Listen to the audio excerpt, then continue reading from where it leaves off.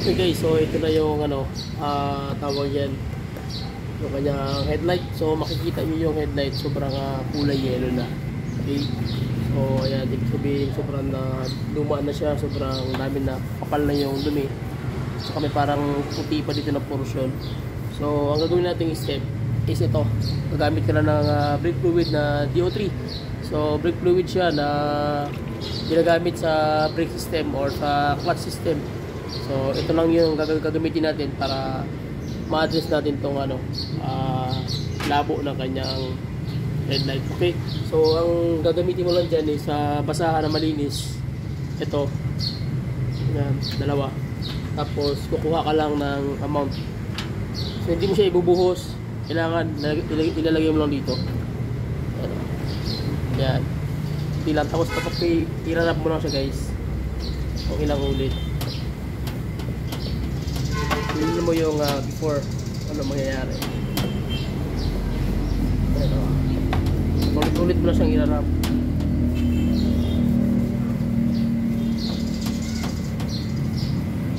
Tingnan mo yung daan natin, yung konti, yung basahan. Check natin yung basahan kung kumusta na. So nandito na iwan yung ano, dumi. Tingnan mo, medyo nag-clear, di ba? Nagsa nung una. Oh. So same process pa rin. Ganun lang gagawin mo. Basahan lang. Ayan. Tapos i-rub mo lang siya in circular motion. Pwede rin kususin mo. Ganun. At yung dito niya, yung parang white ng pintura, tatanggal.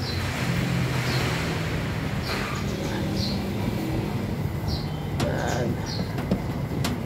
Hanggang ano siya, hanggang mag-finalize. So yun lang yung step na pagtanggal niya.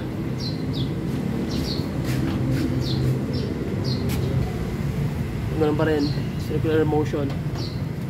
Yan, hanggang matanggal yung mga nakadikit, mga ano.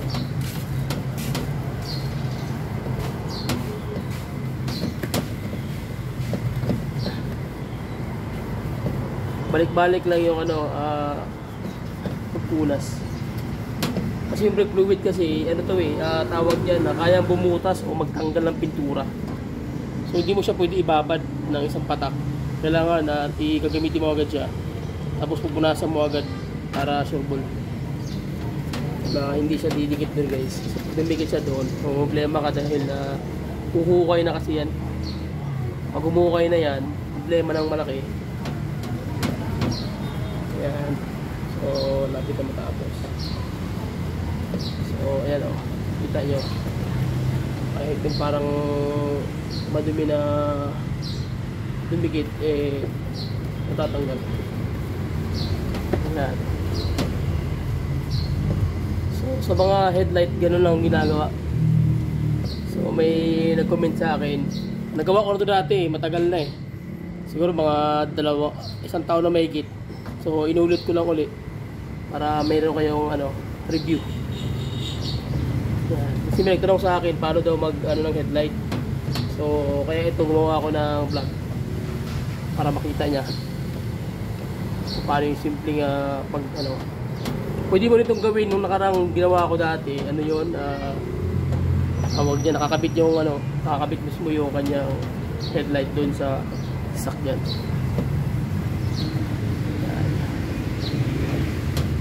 Kita mo na, di ba? So ibang-iba na siya kaysa kanina. So ganito rin to, malabo, di ba? So ito rin Yan, malabo rin to. Yan. So check natin. Ganun lang yung sistema ang gagawin nyo. Simple lang, so hindi mo na kailangan ng malaking gastusan pa. Basta ang ano ko sa inyo, huwag nyo ibabad yung fluid. Kasi pag binabad nyo yung fluid, mangyayari niya na uhukay yan sa surface ng ano mo, headlight mo, magkakaproblema ka tuloy. Kita mo, di ba, medyo nag-fade siya ng konti. Ito na yung ano niya, dumikit na rito. So ganun pa rin, tutupiin mo lang yung ano, tapos lagyan mo pa rin ang ano, same process lang guys. So walang trick to, walang ano to, walang magic dito. Sensya na kayo, medyo may sipon kasi ako eh. So, kailangan natin itong i-vlog kasi nga may nag-chat sa atin, may nag-comment. So, okay, tuturo ko sa inyo ito. Simpleng tutorial lang to guys. Pero malaking counterpart na sa buhay nyo. Makagamit ko na yan hanggang pamana pa sa anak mo yung kaalaman na yan. Basic pointers lang ito, paano maglinis ng headlight na medyo malabo. Yun, o diba? Same na yung kulay niya sa dito. Tingnan nyo. Ayan o. Yung kulay niya tsaka ito nagpantay na. So ito na lang ang kailangan din ito, tsaka ito. So pwede mo ito tanggalin. Mas maganda kung tatanggalin to buo. Malinis yung linis. Pero pwede natin natanggalin guys. Kaya madukot naman natin yung gilid yan. So pwede na yan siya. Yan. Okay. Kaya yung brake fluid, lagi nyo tandaan, bawal siyang idikit sa pintura. Hindi mo siya pwedeng kung mag-bleeding yung mga mekaniko. Sabihin na ingatan na yung brake fluid hindi pumatak dito. Dahil pag pumatak dito, nasisira yung yung pintab ng mo, salamin mo, ng headlight mo kasi nga humuhukay yun. So dito naman tayo.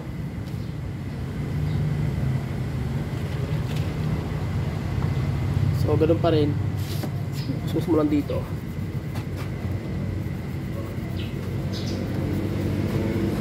Yan, di ba nagbago yung kulay niya?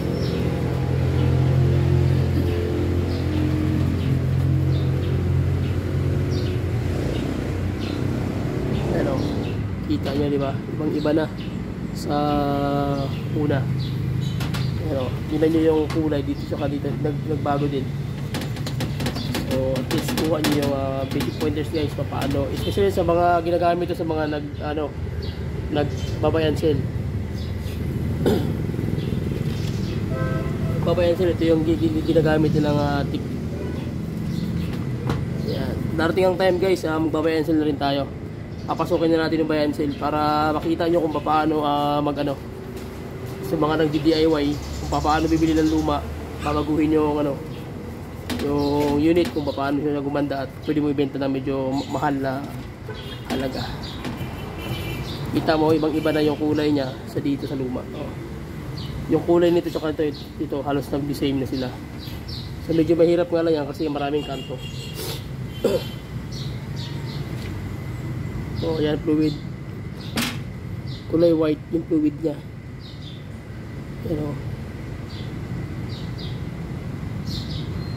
Diba? So brake fluid talaga yan. Yan ang nilalagay natin para matanggal yung damor na marami kang ilagay, damor na mabilis siyang matanggal. Concentrated siya eh. Yan. Mas maganda kasi yung matanggal na mismo sa may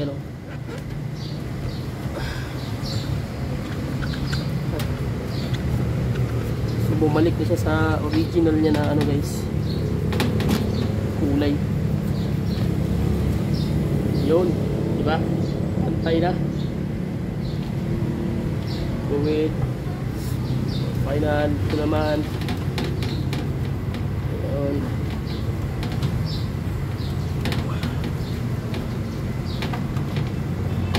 Okay.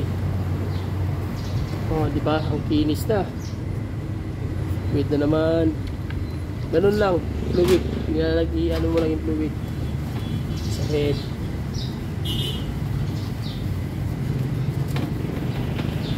Para lalong kumintab.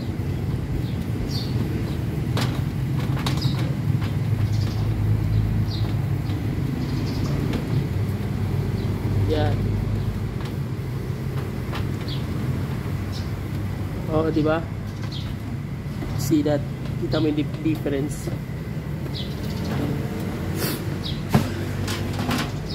Ito, ganun din. Yellow yan. So, fluid lang. Tingnan natin ano mangyayari. Walang magic to guys. Actual to na tutorial. Okay. Then, ayun. Sorry, maraming ilaw. Camera. Yan.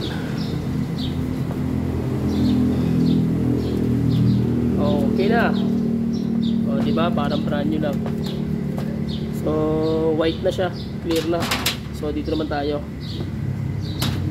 Ito. Yan. So, ganun pa rin. Fluid pa rin. Yan.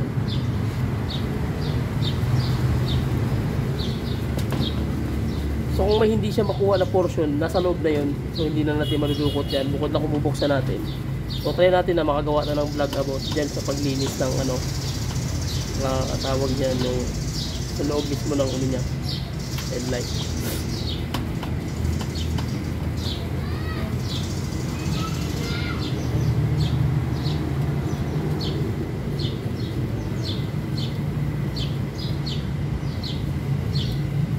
Okay na guys. Yan, ang gagawin mo, ikakarwash mo, ano mo na lang yan, i-wax mo na lang yan. So, ayan na yung final natin na ano, result. So, tingnan nyo yung yan. Oh, ibang iba na siya guys. Kita mo. Sa kabila. Yan. Ibang iba na siya. Okay, so tingnan natin yung isa. Check natin yung isa guys.